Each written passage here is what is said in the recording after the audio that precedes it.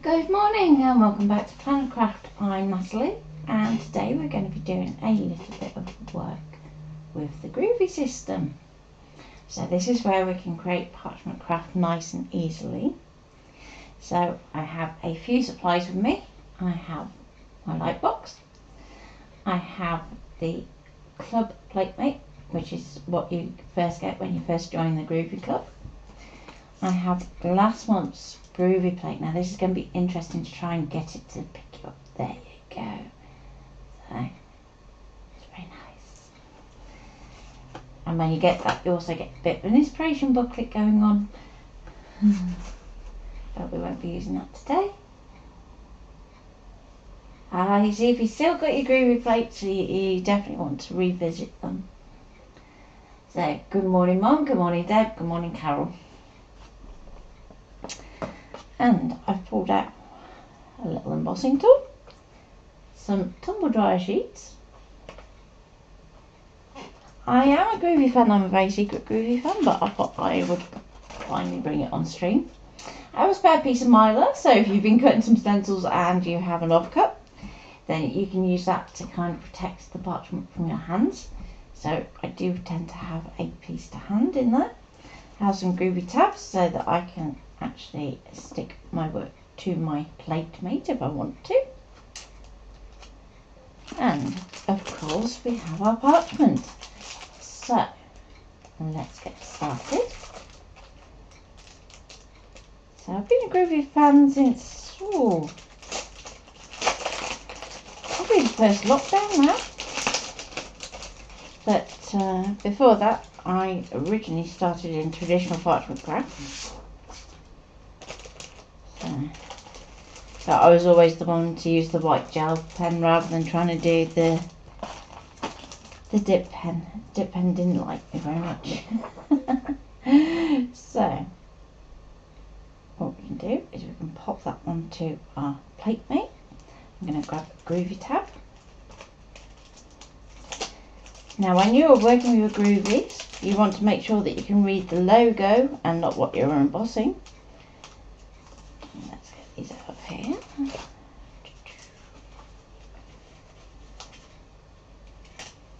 So there's a logo in the top right corner of each plate.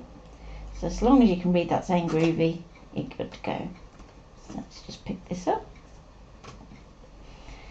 Now the light box you can have powered by a strong power bank.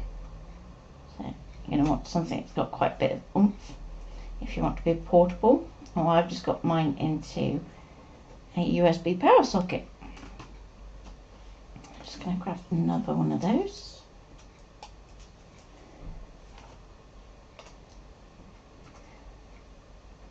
So in case I haven't said morning already, morning here.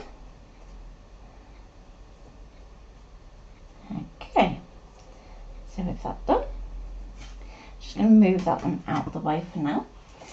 So this is when we take our tumble dryer sheet.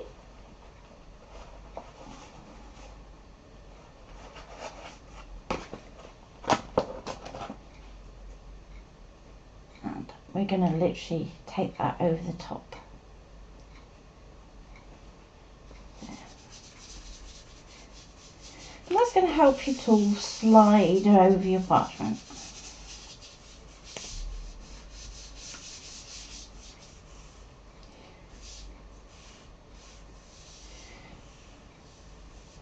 So one of the first things you want to consider is how you're going to attach your vellum to your project. So if you're going to do something where you're going to use a corner, then you can use your full width of your vellum. If you're going to do a wrap, however, just bear in mind that you are going to be wanting to turn that and fold that in half. So where you've stuck your vellum on will change.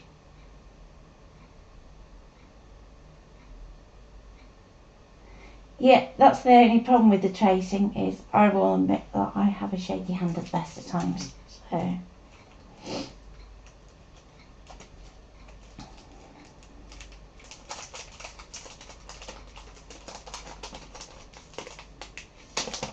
but you could always get your scanner cut to do your inking for you. There's an idea. Might do that for another session. So I'm going to take my little cross here and I'm going to pop that right there. So bear in mind that when we're doing this, we are working from the back of our parchment. So what we're going to do is we're going to actually press through the parchment into that groove so that the raised side is actually down towards your light box. Okay, so this means that any text that we see at the moment is totally backwards, but also your design is backwards too. So that is something to bear in mind in terms of positioning. So at the moment, if I was to emboss this right where this is here, when we come to flip it over, it's actually going to be over on this left hand side. So I'm going to start off by offering that up like that, and then we can do our cross there. Then what we can do is I can show you how we can then work with the parchment being nice and translucent, and we can actually create a frame around it. Now at the moment I'm working with white parchment, that's because it's going to be easiest for you to see on screen, but you don't have to. So you can get some rainbow parchment, you can get pattern parchment, or you can print your own. It works best with an inkjet printer, and just let it dry for a good long while before you try and emboss it. Okay, so I'm going to start off by using a fairly light amount of pressure. It's better, certainly for your hands, to just lightly build that up with 3 or 4 strokes than it is to try and go straight at it, because for starters you risk actually tearing your parchment, and you're also risking a bit of RSI. Now I know I'm prone to it, so I try to tend and avoid that wherever possible.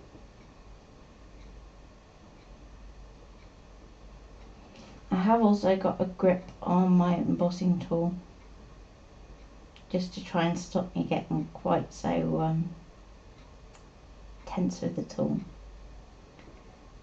So when you're doing something like this, it doesn't really matter too much where it's little, but if you're doing larger pieces, definitely want to try and limit that as much as possible. So I first got hooked on Groovi when I was doing the garden plates, if you know the ones I mean. And I really like those because you can mix and match between them to build a scene and anything like that, and that just fires my imagination. And I had some lovely floral digital papers, so I used that as a background and then created over the top. They had like this watercolour effect with the parchment over the top. It's quite nice. Okay, so now once we've done that centre cross, we want to decide how much of that cross we want to use. So I don't think you have to use all of it. It's good that you got an MRI scan, Carol, so hopefully that will get you sorted. It must be so annoying to even try and craft with a bad shoulder. So I'm going to do these little bits around the outside of the arms first. You don't have to do these if you don't want to. If you just want to use that centre cross, you could do. But these swirly bits kind of link into the corners then, so you're kind of continuing that design element through. Now I'm just going to get the miler there because I've not long had the postie come, so my hand's a little bit damp. So I want to try and avoid getting too many fingerprints.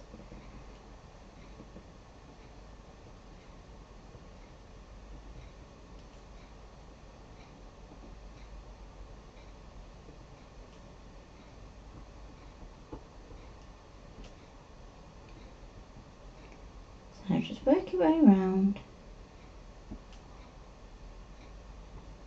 If you can tell that you're starting to push too hard, just give your wrist a little rest, move, shake.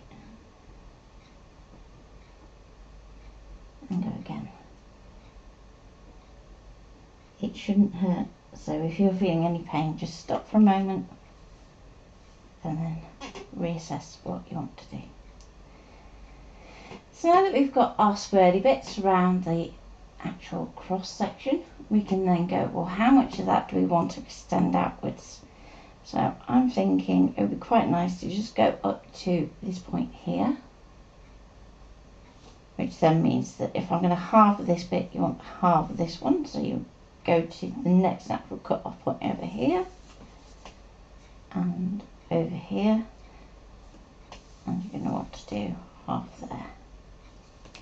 Okay, so if you were to use a quarter of it and just do that little bit down the bottom, you'd want to use a quarter that way and a quarter that way, just so that you keep everything in proportion.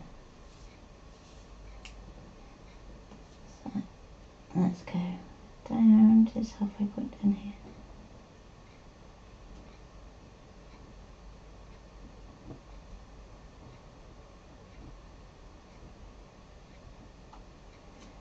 Yep, you can use the Groovi guard.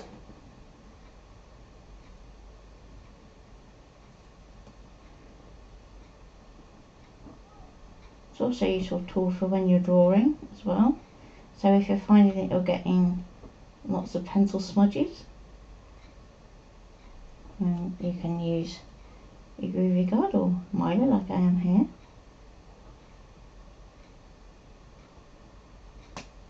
Not quite so good on inky fingers, they seem to get on everything regardless. Okay, so if you can feel that your tool is starting to scratch a little, just get your tumble dryer cloth and just give it another little wiggle over the top. If you have some Pergasoft, you can use that. You can also use the oils off your hand on the ball tool, so literally rubbing it across your skin.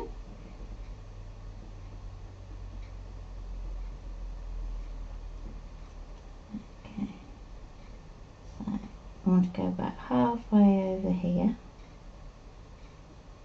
So what I love about the Groovi is you can't really go wrong so long as your work is firmly attached.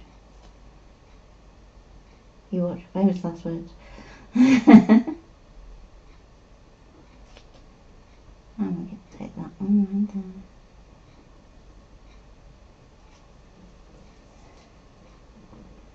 So the light box I use for quite a few different bits and pieces. So if I'm tracing something, you can use your light box. I use it a lot for when I'm inking drawings.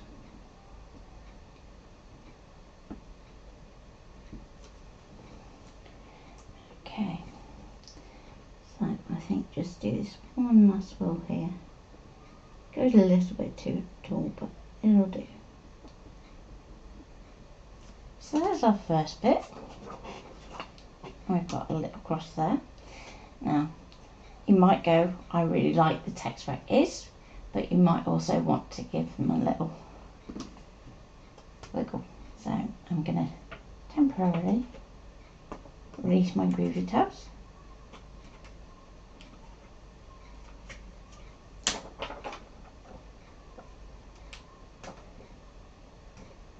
And it's easier to release from your frame than it is from the parchment. So I'm going to have that there. Pop my plate back in. So now I can go move this around to the point where I'm happy. I'm going to use the edge of my plate mate to make sure that my vellum is level.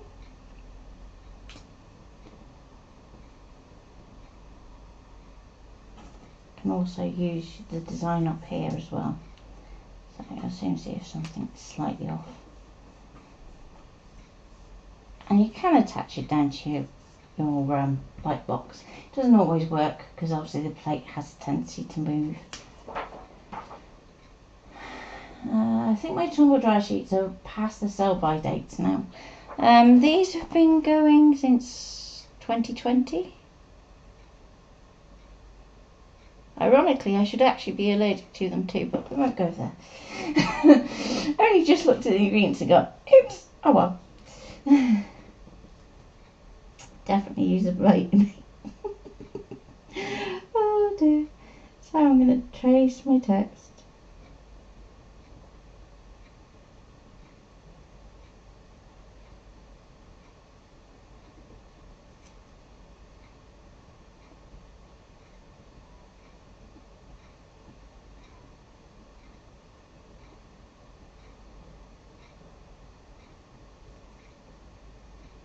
Okay.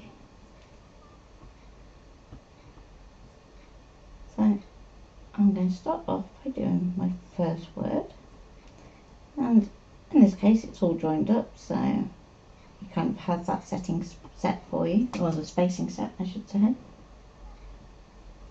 Just make sure that we get all those end points nice and crisp. Okay.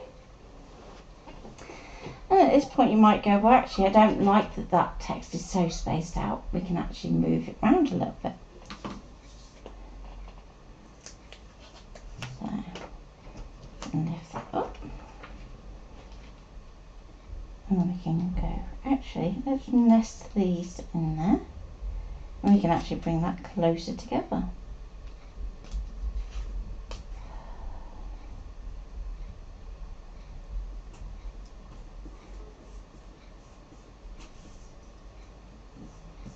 And you're probably thinking we're being invaded by a herd of elephants, if you can hear that. Okay, so then we can do our next bit.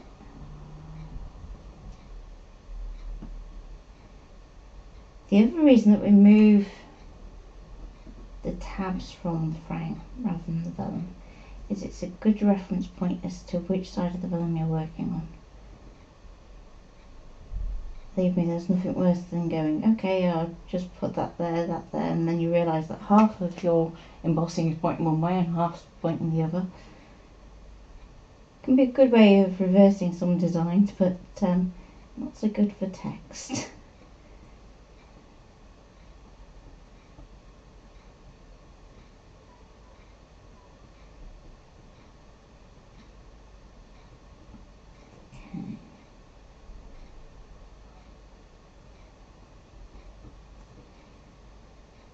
Don't forget to dot your eye. So with the dots, I just tend to just rotate my tool in them repeatedly.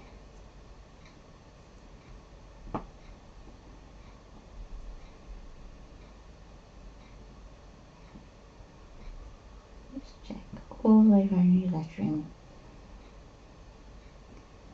So you can kind of see where you have like a little lighter grey section, and that indicates that you haven't quite got the pressure right. Okay.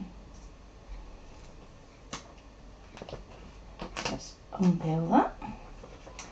And there we go. So far we have our Easter blessings, our little cross, and now we can concentrate on a frame. So you want to decide how big your design is going to be. Now if it's easier, start with the larger section of the design. So I'm going to flip this upside down. So again, the sticky bits are underneath still, so we know that we're the right way up. And I'm going to go about there.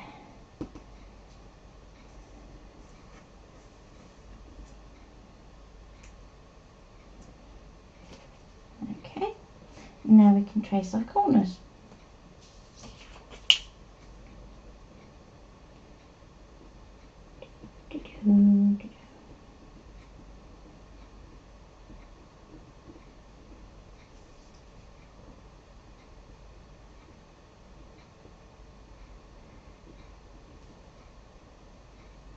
So, have you all been busy crafting for Easter?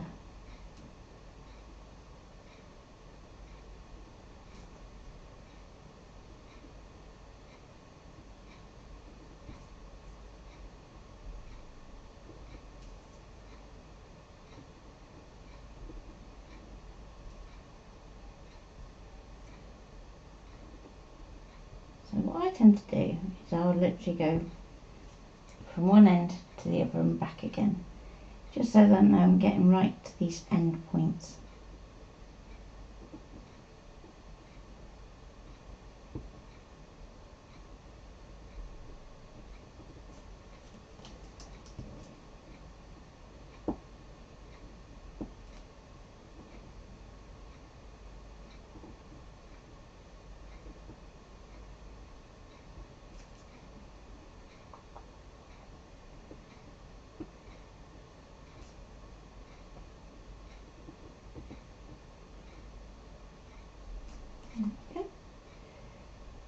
Okay. And here. So you don't have to use all of this corner again if you don't want to, or you could use a smaller corner.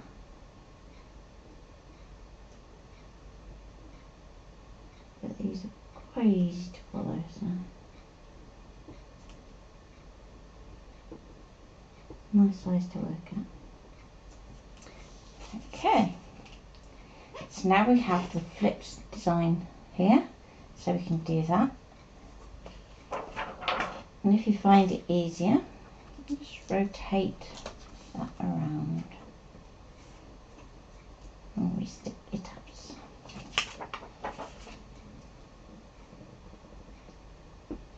There's no point trying to make your wrist go into unnatural angles.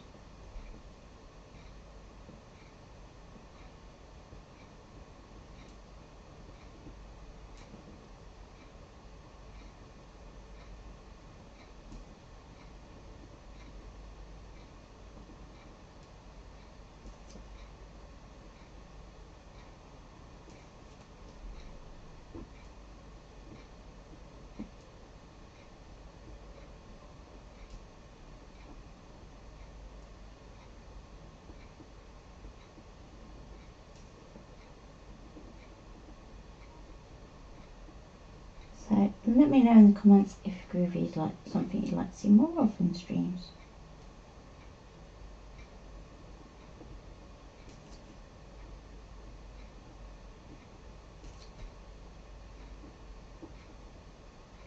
And we have some nice lady ones that I had for my birthday that I haven't had a chance to play with yet. So kind of going back to my fashion days, that one.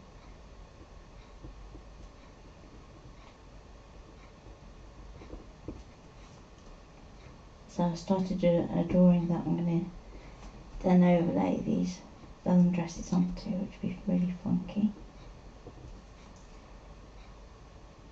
So don't be afraid to mix your crafts.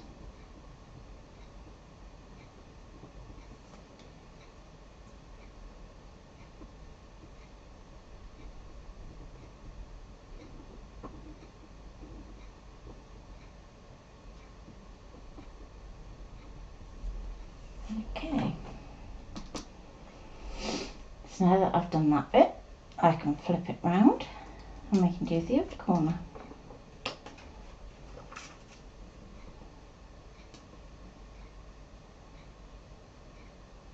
So decide where you want your corner to go, be mindful of your text here. So I'm going to go about there. Again, you want to make sure that it's level.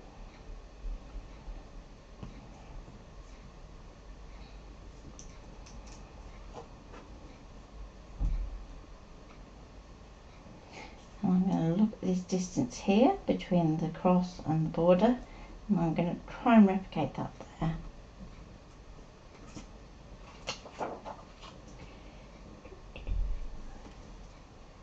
Try and also make sure that you're level here and here.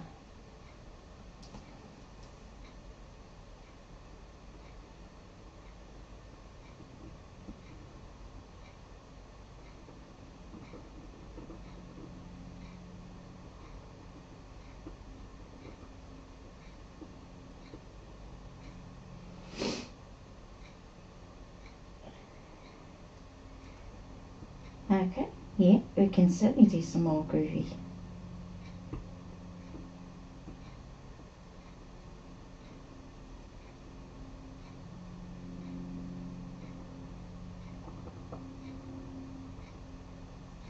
So again, we can hear it starting to scratch just a little. So give it another waft over the top with the tumble dryer sheet.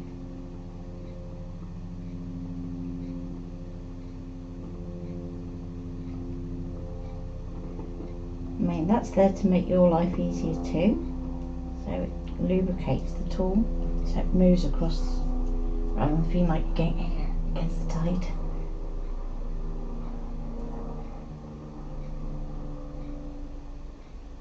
There we go.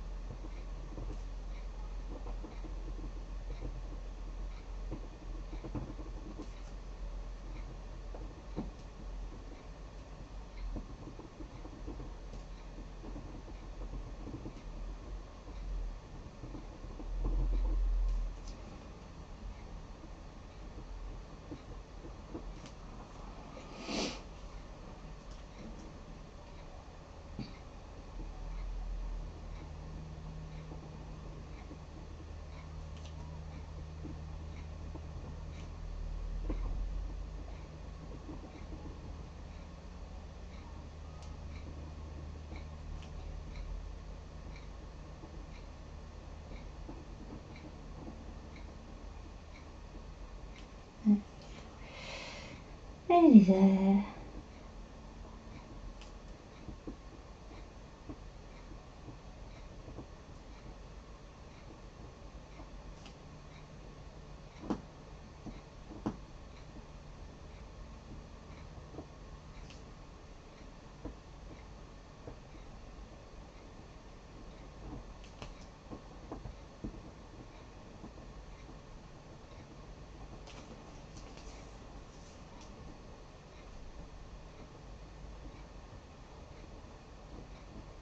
Don't forget to do a little bit along the way.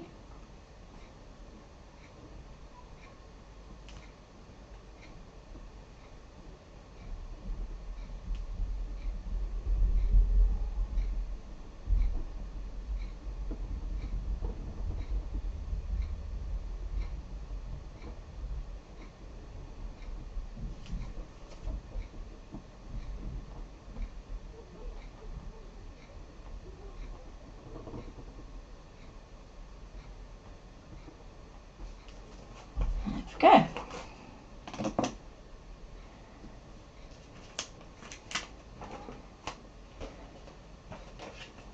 And again, if I hold that up, you can see we've got a nice, neat embossed design. Used to go to classes in Chesterfield, which was great. They supplied all the plates. That's cool. I think my sense of geography is correct in that that was the furthest I ever went to do a demonstration in Chesterfield, so that must have been a little bit of a trip for you, Carol. Okay, so now we can do some colouring. Now, if you wanted to stop there, you could just pop some colour card underneath. You could use some gradient card, rainbow card, ombre card, whichever you'd like to call it. You could use a nice digital paper that you've printed and can pop underneath, or you can just do some simple colouring. Now, what I would say to bear in mind is if you use something like felt tip pens or fine liners, that you're going to get a really bold, punchy colour. So start off lighter and then build it up. So again, you're going to work from the back, and even when you're colouring with coloured pencils, for the most part I will do that from the back, unless there's something that I really want to have showing with a lot of depth. Let's go for Inumino. I'm going to go for some gold tones, I think. So let's go for that one. Now this is interesting because my eyes are like, no. turn that off. Let's see if I turn this one on. You might get a little bit of glare, so I do apologise. There we go, much better. About half an hour down the motorway on a good day. Alright, yeah, for us it was a little bit longer. Okay, so just so that I can see my colours, I've just temporarily turned my light off and put the fill light in. So I'm going to go for these two, and these are really funky fine liners. So I'm going to take the lid off that one, take the lid off the yellow one, and we're going to change lids. And these are Chameleon fine liners, which means that we can actually do a bit of colour blending with them. So hopefully that should be enough. Now I'm going to pop my light on just a little bit low, maybe a little bit high, just so you can see that outline. And I'm going to trace around inside my embossing.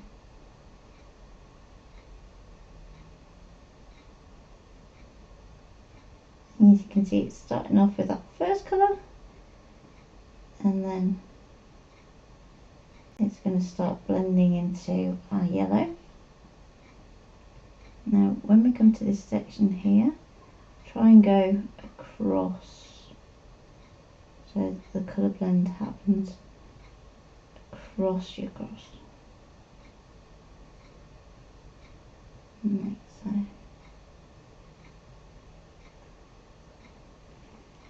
Then as we get down here, we can start to do it in little bands like so. And you can see now that it's really going into that yellow.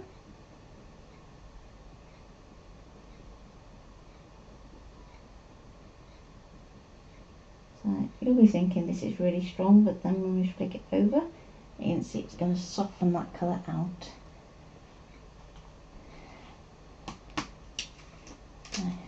Pick it up, rub it over, and you can see that we've got that nice blended colour. So now we can start to kind of embellish our design a little bit using those colours, so we can bring it into our border. So if you went to a traditional Pergamano tutor, cool. I'm entirely self-taught. So let's go back to this one. This time let's go for the other way around. So I'm going to go for the kind of nude colour first. Yellow cap. Doesn't take long to blend, so don't do it for too long. And then we can take that off. Make sure that you pop your lid back on your other fine liner so it doesn't dry out. And we can go, okay, let's do a little bit of swirl detail, and we can trace our embossing if we want to, these outside sections.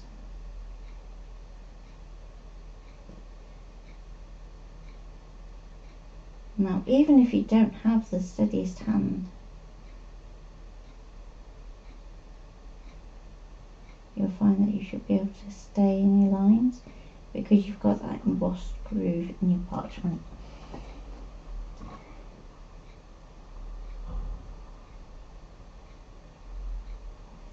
Now if you're not sure how that colour's looking, just lift it up and do a quick check. Okay, so there's just a little bit of colour coming through, which is cool.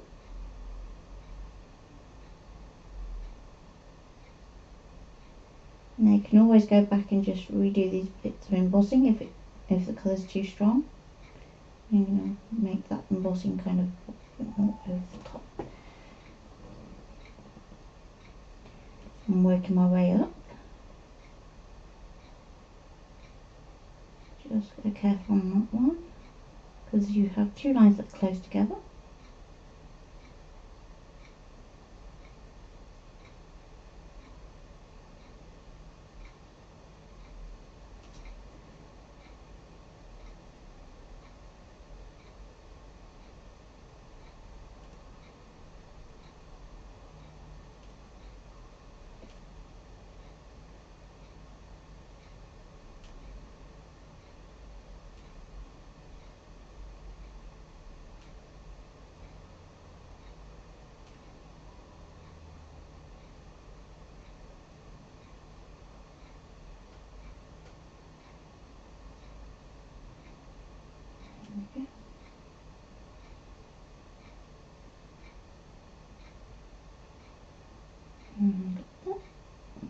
we go.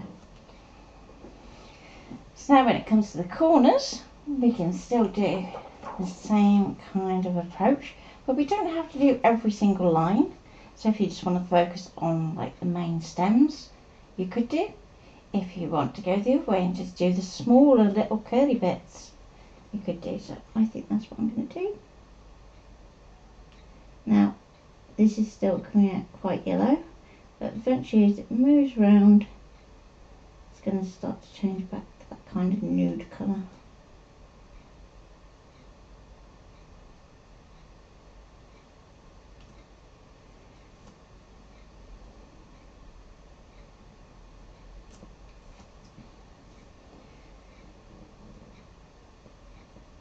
Let's go for this one here.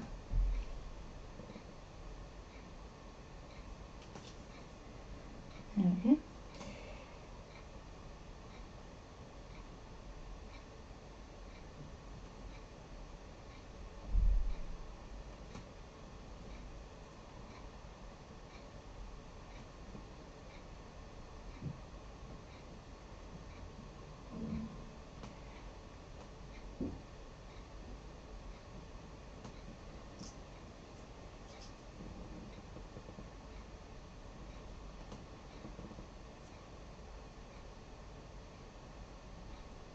Mm-hmm.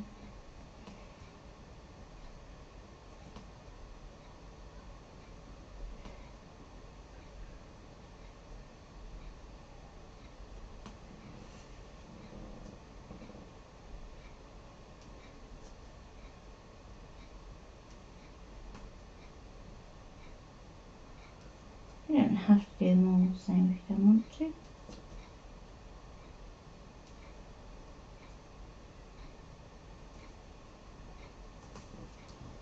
There we go. Okay, so if you still have any yellow left in your pen, I'm just going to give that a little squiggle just to get it all out.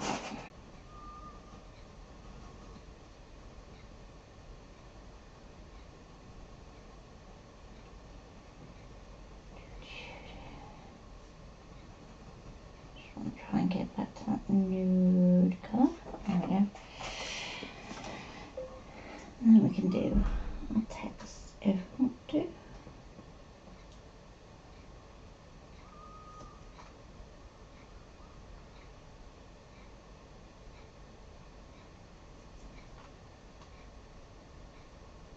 Then you can kid people that you have the neatest handwriting in the world.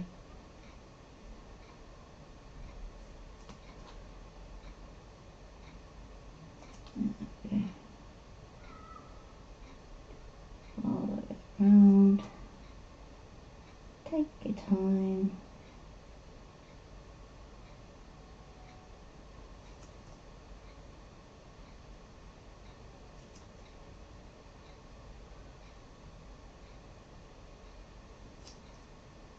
Dot the I. And the G. And finish with the S. And there we go. Lid back on.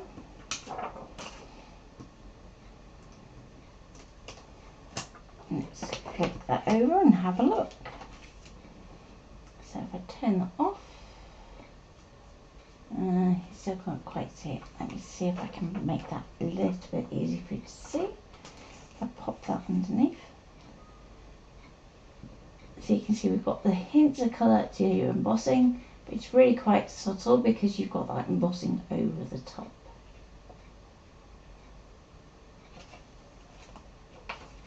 Okay, so how can we make that stand out a bit more? There's a couple of ways. We can use pastels across the back to actually build up that colour, or you can just put a little bit of coloured paper beneath it. Lots of different ways that you can do it. So I'm thinking it'd be quite nice to have sort of a soft grey. This is where if you've got a load of colour swatches, it's really useful to have, because then you can try different things, see what you like, and you can go yes, no, yes, no. So just because I have these to hand, let's try these out. So if we put it over like a mink, you can see that it starts to really pop. And if we put it over, this one's more of a dark silver, quite like that.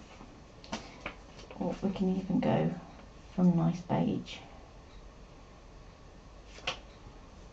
Okay, next thing to try is let's go to a colour, because I want to show you how that can affect what colours you've got already. Now obviously your vellum is translucent, so that means that if you colour it with something like your pencil crayons or your felt tip pens in particular, it's going to transfer that colour through your actual colouring. So let's see if we can find a green that, see, it looks quite nice on that one.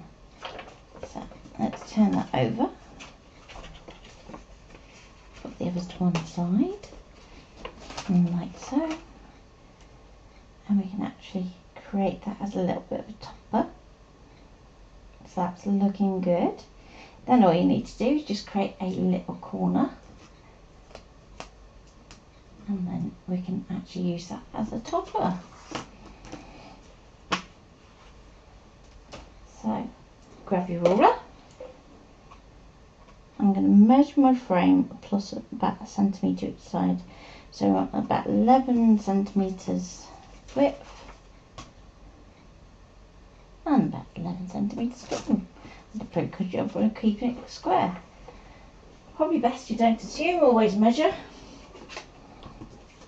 And then we can go from there. So the long edge first. Going to go 11 centimetres. Means that there's going to be a little bit trimmed off. And 11 centimetres that way.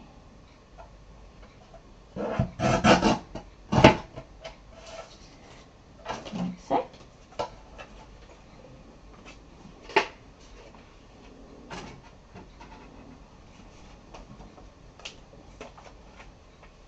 And then that's your topper. So in terms of adhering it, if you want to, you could keep the two pieces loose, then tuck them into a corner, and then let that corner do all the adhesive work for you. If you want to, you can wrap it instead. So what I would do in that case is try and actually do the scoring before you actually wrap it round, which is probably what I'll end up doing with this one. You could use a little slot into each corner of your actual card base. So on your machine there is actually a design that you can use to do that, or you could use one of the border cut lines where it's just literally just a line, and you can actually resize that to do your corner slots. So if that's something you'd like me to show you in a future class, please let me know. So I'm going to take my Groovi tabs and very carefully remove that.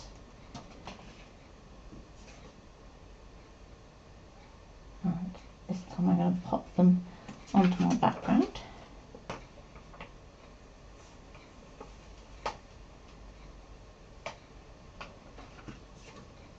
And the Groovi tabs are reusable, so don't chuck them away. You can pop them back on to their sheet, and then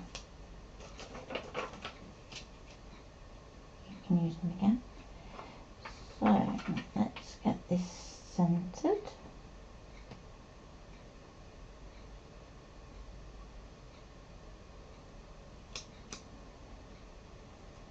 There we go. Just going to stick that down so those two are kept together. And then we need to kind of emboss around the outside. And one thing I didn't bring in with me was a little embossing mat, but that's okay. So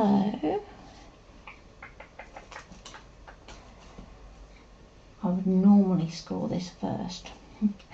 Normally, just because that card's not very strong actually to do that. So, ching, ching, ching, ching, ching, ching. Isn't it terrible when you know you've put something down, you can't see it for looking? Ah, there it is. Let's run my tool around. I'm going to pop a little bit of card or something softer underneath. Straight on that side.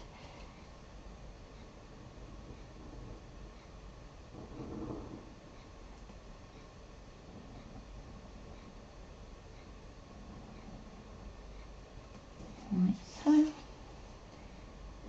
Down the edge here.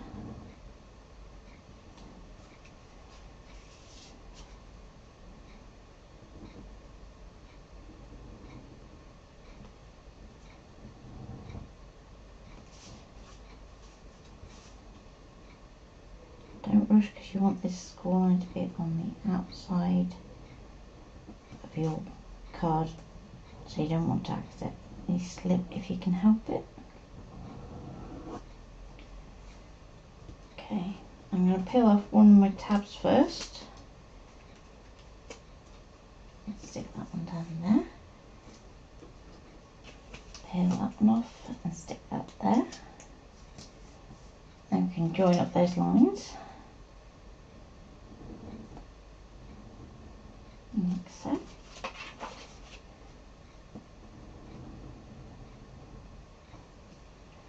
Okay, so far so good.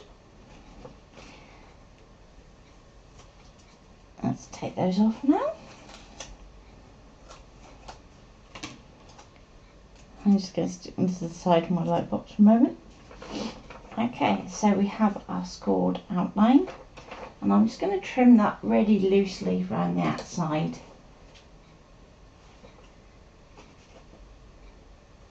Yeah, the picot cutting from here.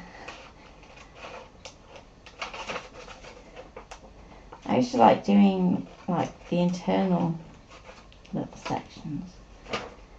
Edges used to just frustrate me.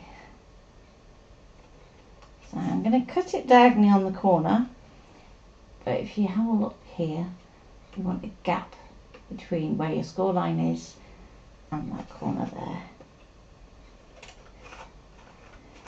Now that's quite a big gap for what it's wrapping around, but it's easy for you to see it that way.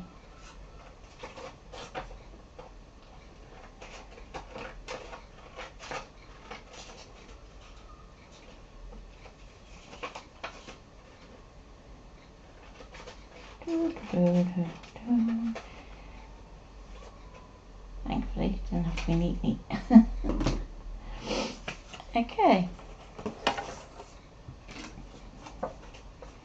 So, I'm going to take that score line now, and I'm going to gently use that to fold.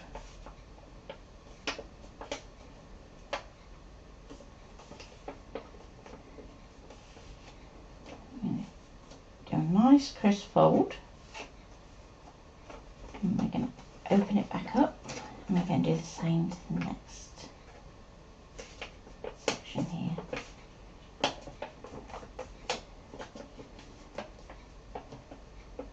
You definitely want to make sure your fingers are nice and clean for this bit.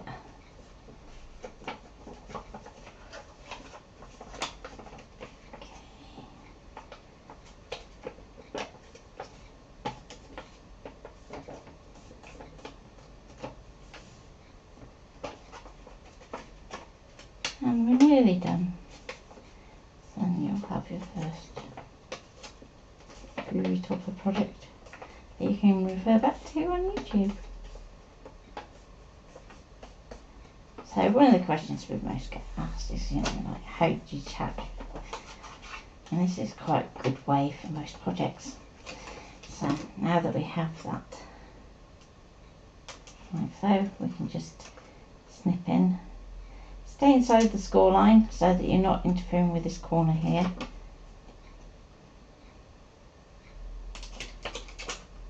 And like that.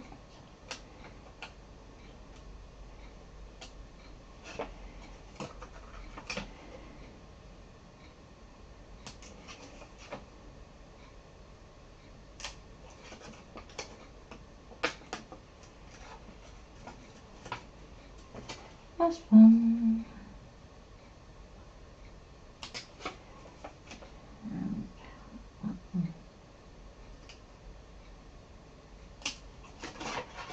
There we go.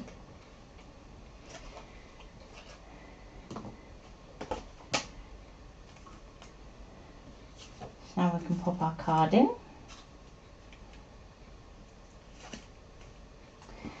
And you have a choice now. You could use some glue if you wanted to. What I would say is, if you're going to be using wet glue to do this, keep it well away from this edge here and use as little as possible.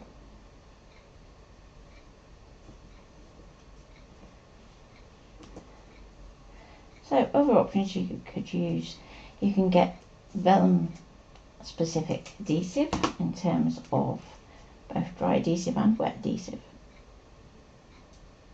in which if you place it strategically enough you can hide. Another suggestion is to use a brad or an eyelet to attach it to your card. Just bear in mind that you'll want to hide the back of your brads and your eyelets, just because they can be a little sharp. So especially if you're giving it to somebody that might have young children in the house, you're going to want to do a little bit of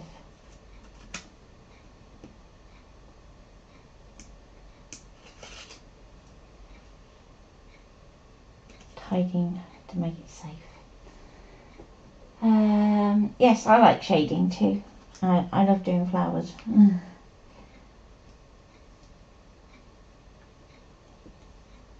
I like pencil colouring onto vellum too. It's a totally different surface to work onto normal paper.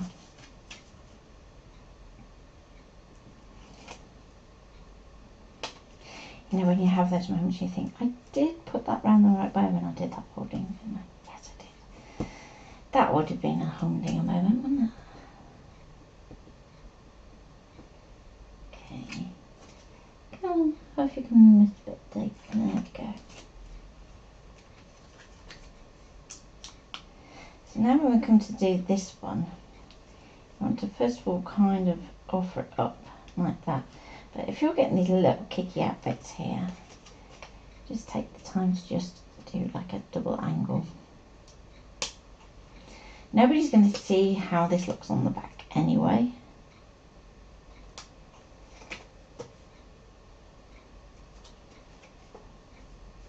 So long as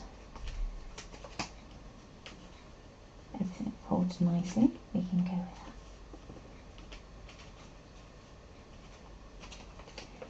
with that. One last one. Just be aware that you don't want your card to be distorting, so if it's bending at all, that means something's in its way. Okay, so again, just going to get my scissors and pop those corners, peel off the tape, and it'll be job done. So this one's quite a simple one in terms of what you can do for shading and things, whereas some of the other ones are a bit more involved. So if you don't like doing all the shading work, you can use a simple plate like this instead. If you want to do shading, then you can always put a nice floral one, and there we go. So we have a nice vellum panel. Ta-da! I really like that colour combo. Nice and soft and perfect for Easter, with that kind of hint of gold.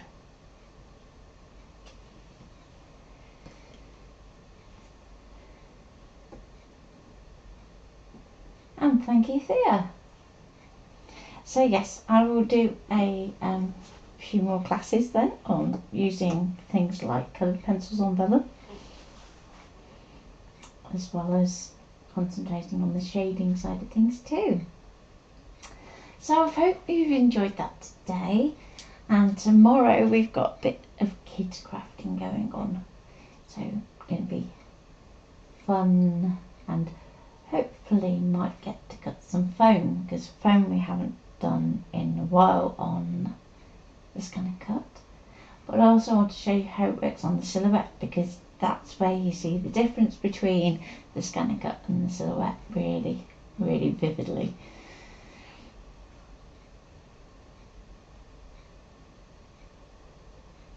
Yeah, I can do the ball tool and the shading tools, so I like both. So as I said, I love to do flowers and have all the different petals layering up.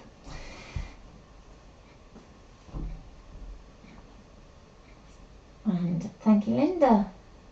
So thank you all for watching, and I hope you've enjoyed that. And fingers crossed for tomorrow. Oh yeah, tinted gold, yeah.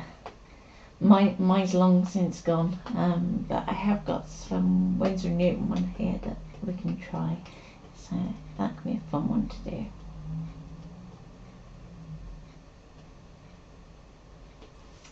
So take care for now. Thank you, Deb, and I will see you tomorrow at 11. Have fun.